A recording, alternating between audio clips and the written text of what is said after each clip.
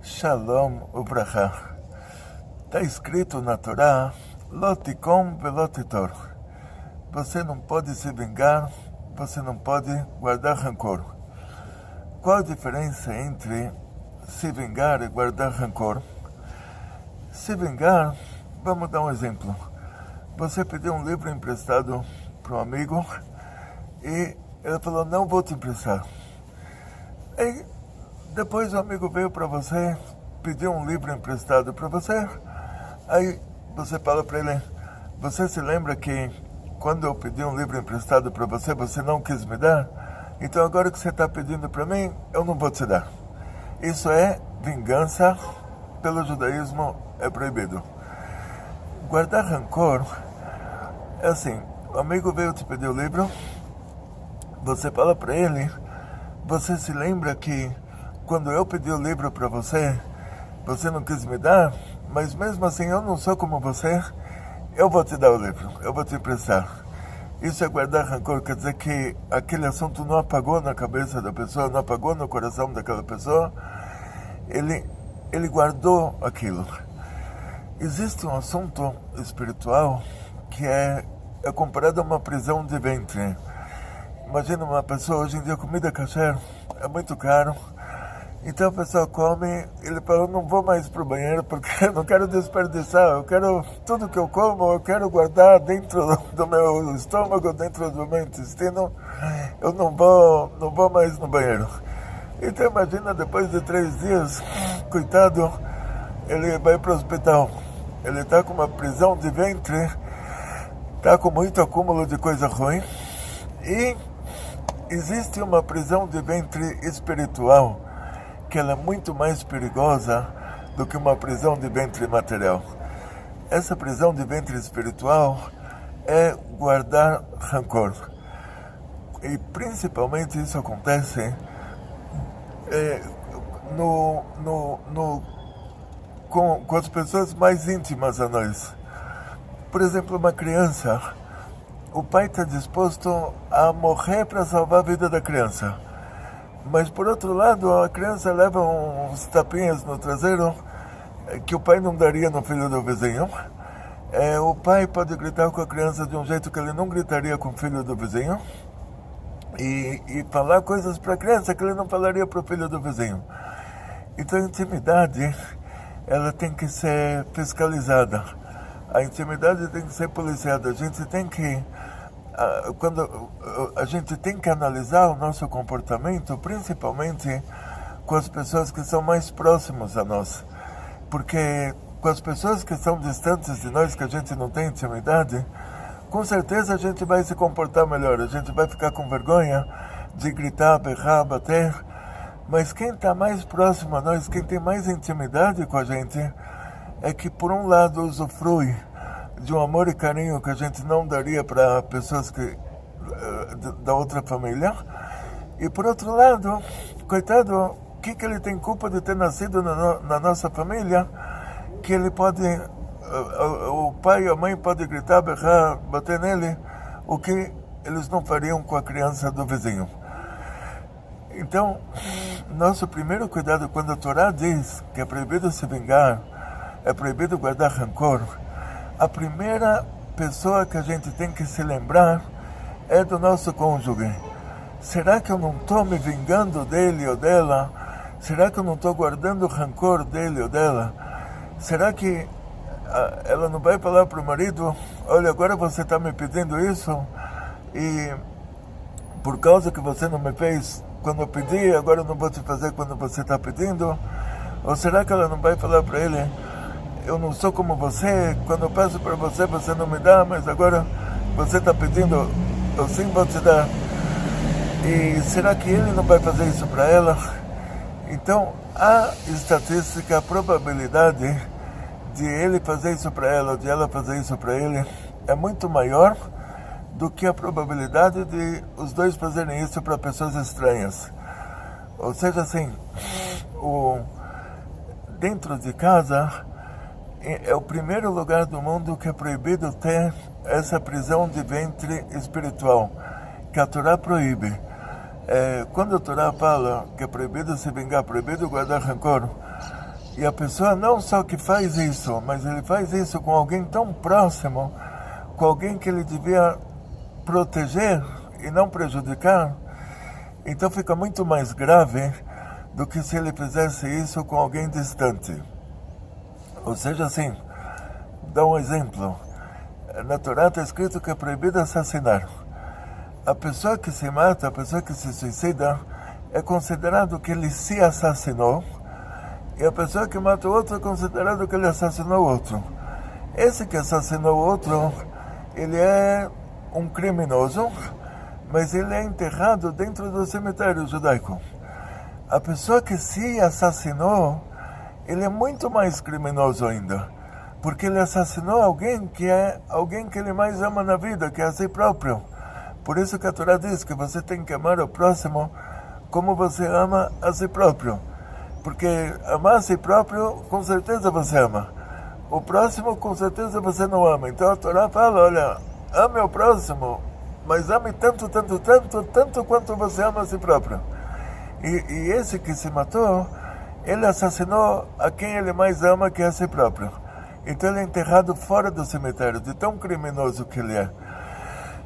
Então essa pessoa que fez algo contra alguém que é tão próximo a ele, ele está fazendo uma coisa muito mais grave do que quando ele faz para um desconhecido.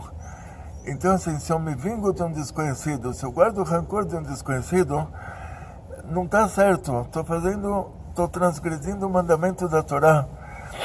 Mas é muito menos grave do que se eu me vingo de alguém dentro da minha família, se eu me vingo da minha esposa, se a esposa se vinga do marido, ou se o marido guarda rancor da esposa, se a esposa guarda rancor do marido, isso é muito mais grave do que se vingar e guardar rancor de uma pessoa de fora. Então eles estão fazendo uma transgressão espiritual, estão fazendo um verdadeiro curto-circuito lá em cima. Estão fazendo um verdadeiro, Deus me livre, eles estão sincronizando lá em cima com muita coisa ruim. E a consequência disso é que a vida fica ruim. Depois, Deus me livre, reclamam que todo mundo trabalha, ele também trabalha, só que todo mundo ganha e ele não ganha. Todo mundo trabalha e o dinheiro vai para coisas boas, ele trabalha, o dinheiro vai para o hospital, o dinheiro vai para coisa ruim, vai para mecânico, vai para dentista, vai só para consertar coisa quebrada. Então tem muitas reclamações. Existe uma coisa chamada mazal. Mazal é determinado lá de cima, que vai ser, se a pessoa vai ter uma vida boa, vai ter uma vida ruim, independente do trabalho que ele faz, independente da saúde que ele tem. Então, você vai ver que tem médico rico, médico pobre, médico falido, médico que teve que fugir para a Indonésia porque estava todo mundo atrás dele. Tem empresário rico, empresário pobre, empresário que teve que fugir para a Coreia do Norte. Em todas as profissões você vai ter três pessoas que vão fazer exatamente a mesma coisa, só que para um vai dar super certo, para o outro vai dar super errado, e para o outro isso vai ser a causa da fuga dele para outro país. Em outras palavras, isso é um mazal. Você consegue trazer para você bênção para o mundo, você consegue trazer para você uma tragédia para a sua vida também. Dependendo do jeito que você se comporta aqui embaixo. Se você se vinga da sua esposa ou do seu marido, que são as pessoas que você deveria estar protegendo, são as pessoas mais próximas a você, as pessoas que dependem do seu amor e carinho, e você, no lugar disso, vai se vingar, aí você desperta no tribunal divino um assunto chamado midá que nega de midá. É tudo que você fizer que merece uma vingança, você vai receber uma vingança. Você espirrou na rua, alguém chega e espirra no seu ouvido. Você cuspiu no chão, alguém cospe na sua cara. Ou seja, aí você vai falar, pô, que azar que eu estou tendo, que tudo que eu faço aqui tem uma reação. Essa reação foi você próprio que causou, você estava dentro de casa. Você se vingou do seu cônjuge, agora fora de casa você vai receber isso muitas vezes. Então a gente consegue determinar o nosso mazal. Por isso dizem nossos sábios, você cuida bem da sua esposa, você fica rico. A tal ponto que quando eu aprendi isso, no final da aula, o Rabino falou, agora você já pode comprar um bilhete na loteria. Antes disso, ia ser dinheiro jogado fora. Agora que você já aprendeu isso, já pode comprar um bilhete na loteria. Então, na prática, a pessoa que guarda rancor do cônjuge, a pessoa que se vinga do cônjuge, ele não está fazendo muito mal para o cônjuge. Ele está fazendo um pouquinho de mal, ele está fazendo muito mal para si próprio, que agora a vida dele vai virar um inferno. Agora, no tribunal divino está determinado que essa pessoa está na categoria de vingança, categoria de guardar rancor. Então, tudo que acontece no mundo acontece para ele dentro daquela categoria que ele está. Então, se ele qualquer coisa que ele faz, se reverte contra ele. Então, em primeiro lugar, a gente não pode se vingar, não pode guardar rancor do nosso cônjuge, porque é um mandamento da Torá. Da mesma maneira que você não mata, não rouba, dessa mesma maneira você não pode se vingar, não pode guardar rancor.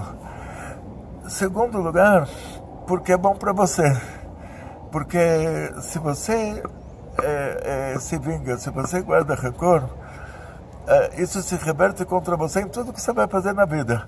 Você acorda de manhã, você entra no metrô, você vai para o trabalho, tudo que você fizer, você vai receber aquelas vinganças, aqueles rancores de volta, medida por medida. Isso é um problema espiritual gravíssimo. Quer dizer, quando a pessoa se comporta nesse mundo de uma maneira, o tribunal divino decreta que o comportamento em relação a ele vai ser daquela mesma maneira. E aí eu vou contar para vocês um caso. Tinha o rei Davi.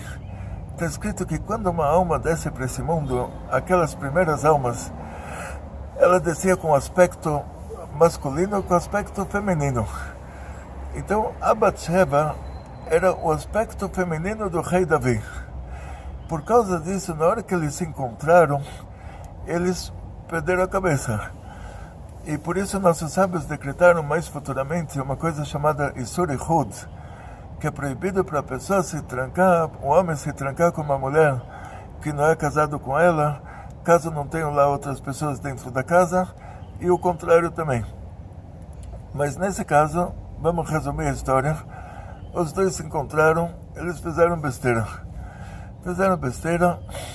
Ela era o aspecto feminino da alma do rei Davi. E por que ela se tornou primeiro a esposa de Uriah Hiti? Diz o zohar que quando Adão e Eva comeram a fruta proibida, eles misturaram nesse mundo o bem e o mal. E por causa disso, tudo nesse mundo tem o lado bom e o lado ruim. Por causa disso, a terra de Israel primeiro tinha que ser terra de Canaã, e depois ela se tornou terra de Israel. Por causa disso, diz o zohar, a Batseba primeiro tinha que ser esposa do Uriah Hiti, porque ela tinha misturado o bem e o mal dentro da alma dela, e quando esse lado mal da alma dela já se refinou, aí ela teria que ser a esposa do rei Davi.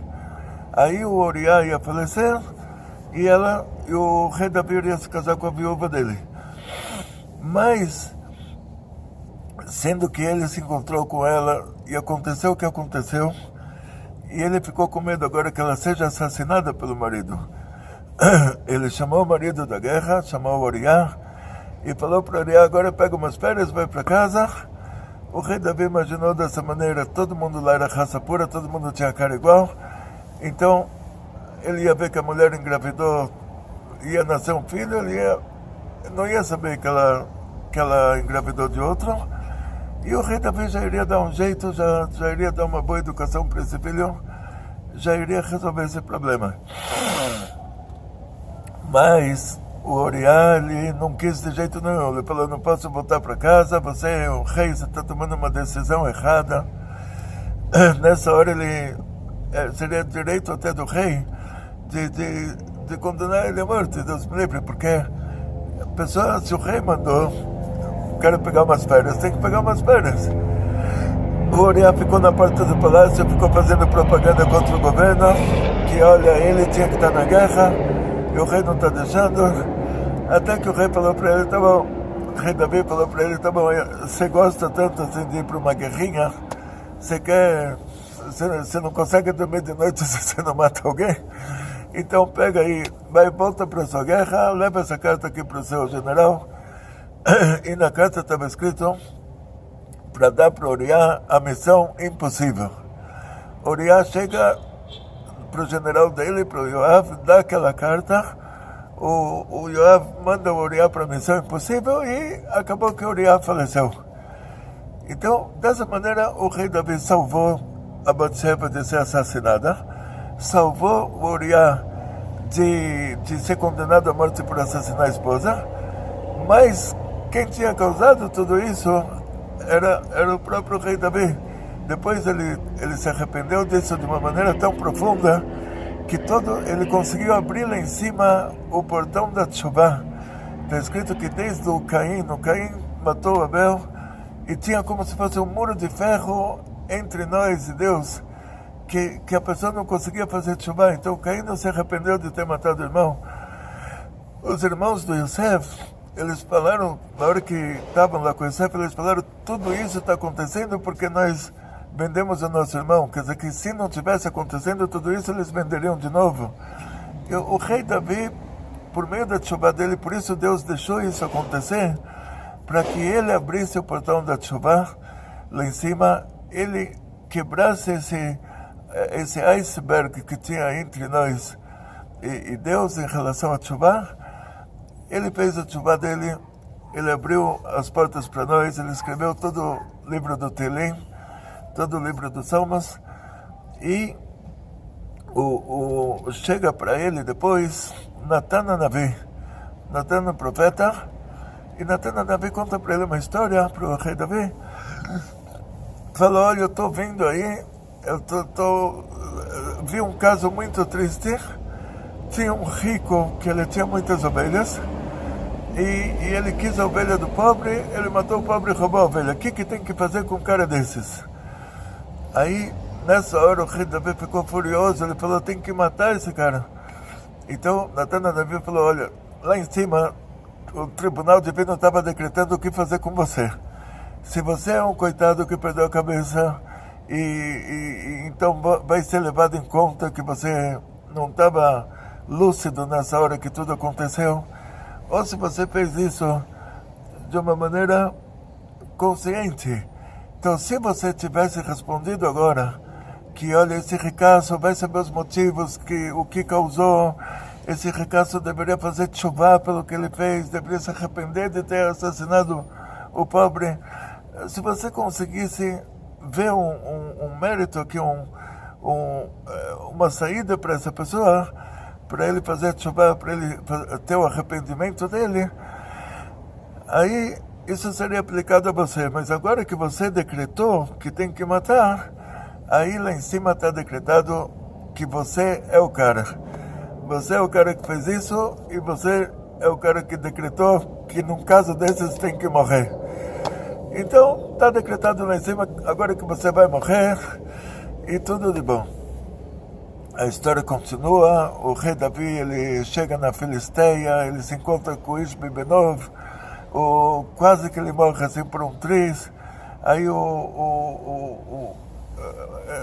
não vou entrar na história inteira, que a aula não é sobre isso, mas voltando só para o assunto principal, é que na hora que o profeta pergunta para ele sobre o que ele próprio fez, o profeta pergunta de um jeito que ele não consegue imaginar que ele está nessa história. O profeta fala que tinha um rico que ele tinha muitas ovelhas, não fala que tinha um homem que tinha muitas mulheres. E o rico matou o pobre para roubar a ovelha dele, não fala por causa da mulher dele. Então ele não está imaginando que é o caso dele, mas está sendo decretado lá em cima o caso dele de acordo com o que ele opta. Dessa mesma maneira, quando a gente acha que se a minha esposa fez alguma coisa, ou meu marido fez alguma coisa, a gente tem que se vingar, a gente tem que guardar rancor, a gente tem que jogar na cara durante 20 anos, que olha, eu não posso confiar em você, porque há 20 anos atrás você fez isso. Eu não posso confiar em você porque, olha, já passou mais 10 anos, então há 30 anos atrás você fez isso. dar um exemplo para vocês. Tem um caso que chegou para mim. Uma mulher pegou o marido no computador lá vendo a foto de outra mulher sem roupa nenhuma. E a outra mulher com certeza não tem nenhum sentimento pelo marido dessa. Ela estava lá na frente de uma câmera que com certeza devia ser outra mulher que estava filmando ela. Estava pagando para ela pela exposição lá, pela filmagem. Não tinha nada a ver com o marido dela. O marido estava olhando para isso. Não é certo. Não tem que olhar para a mulher sem roupa, porque isso desperta pensamentos. Depois de noite ele pode sonhar com ela. Está proibido olhar para a mulher sem roupa por causa desse motivo. Mas isso pela Torá não é considerado um adultério. Não quer dizer que ele dormiu com ela. Só que a mulher estava jogando na cara dele a vida inteira. Tirou dessa pessoa toda a autoconfiança o tempo todo. Não posso confiar em você. Vai saber o que você está fazendo com esse computador. Vai saber o que você faz com esse telefone. Vai saber na hora que eu saio daqui o que você está fazendo. E fica jogando isso na cara dele durante muitos anos, até ele próprio, ele já está atrapalhado, ele já está achando que realmente, se a mulher sai, ele vai ter que olhar para mulheres sem roupa, porque, assim, ela já convenceu ele que ele tem que fazer isso, ele é assim, ele tem que fazer isso. Então, isso é um desastre. O que acontece para essa mulher, que ela está fazendo isso para o marido, aí já é um desastre maior ainda. Então, esse que é o problema. A gente acha que por meio de pirracinha, por meio de picuinha, se destrói a autoconfiança do cônjuge. A gente acha que isso é uma coisa boa. Tá bom, agora eu tenho um marido retardado, que de tanto que eu torturei, ele perdeu a identidade própria. A gente acha que terminou aí, não terminou. E agora que começa a história. O que essa pessoa que fez isso para o cônjuge vai levar agora por ter feito esse mal? Então, por causa disso, em todos os aspectos, sempre que acontece alguma coisa, tem que baixar a descarga. Qualquer coisa que acontece entre marido e mulher, se você não vira a página, se você não começa uma página em branco, se você não baixar a descarga, saiba que tudo que você está fazendo no Palácio do Rei. E saiba que no Palácio do Rei tem soldados, tem tudo de bom, mas também tem uma segurança. E na hora que a pessoa já está fazendo para o outro mais do que foi decretado que o outro tem que sofrer, Deus me livre, Deus faz um milagre e eu não quero continuar, não quero falar mas aí o sofrimento de um para. Não sei onde o outro foi parar para que esse sofrimento parasse, mas já não é problema nosso. Tipo assim, imagina o cara no Palácio do Rei lá e a mulher gritando com ele, e chega os guardas, pega a mulher, leva ela lá para algum calabouço que a gente não sabe onde é e fala pro cara, olha, terminou, não sofre mais. Então, tem que tomar muito cuidado com isso. Existe uma justiça no mundo, existe um juiz, existe um julgamento, e a gente pensa, nosso problema, a gente pensa que a gente está fazendo bem, a gente pensa que se vingando a gente está educando, a gente pensa que guardando rancor a gente está educando. Não, a gente está destruindo. E a gente está destruindo e tem juiz, tem julgamento e no fim a gente é destruído. Quer dizer, a pessoa que faz isso, ele acha que está fazendo uma coisa boa, ele está fazendo uma coisa ruim, e no fim isso se reverte contra ele, muito pior do que ele fez para o outro. E isso não aconteceria com a mulher do vizinho ou com o marido da vizinha. Quer dizer, assim, a mulher pode falar, pô, mas tudo isso está me acontecendo pelo que eu fiz pelo meu marido, mas eu fiz isso para educar ele. Desculpa, você fez um erro de avaliação, não é assim que se educa alguém. Você fez um erro de avaliação, mas por causa que o cara fez um erro de avaliação, queria dar um tiro em um e atirou no outro, isso não quer dizer que ele não assassinou. Então, esse que é o problema. Então, para não entrarmos nesses erros de avaliação, para não entrarmos nisso, a Torá já nos protegeu e nos deu esse mandamento de não guardar rancor, de não se vingar. A pessoa quis se vingar e quis guardar rancor para educar o próximo, E então depois ele é condenado, porque ele sabia, Deus tinha falado que não pode guardar rancor, não pode se vingar, e mesmo assim ele se vingou. O que ele causou já é consequência disso, que ele começou fazendo errado. Começou guardando rancor, começou se vingando. Aí ele justificou que isso é considerado educação. Não importa a justificativa. Se Deus proibiu, então você não pode educar o outro dessa maneira. Aconteceu alguma coisa entre o marido e a mulher, tem que baixar a descarga na hora, tem que apagar. Não pode se lembrar 5 minutos depois do que aconteceu, não pode guardar rancor. E Deus me livre nunca falar, por causa que você me fez isso, agora eu estou te fazendo aquilo. E Deus me livre nunca falar, olha, eu não sou como você me fez isso, mas eu não vou te fazer isso de volta. Simplesmente abaixar a descarga, apagar isso totalmente.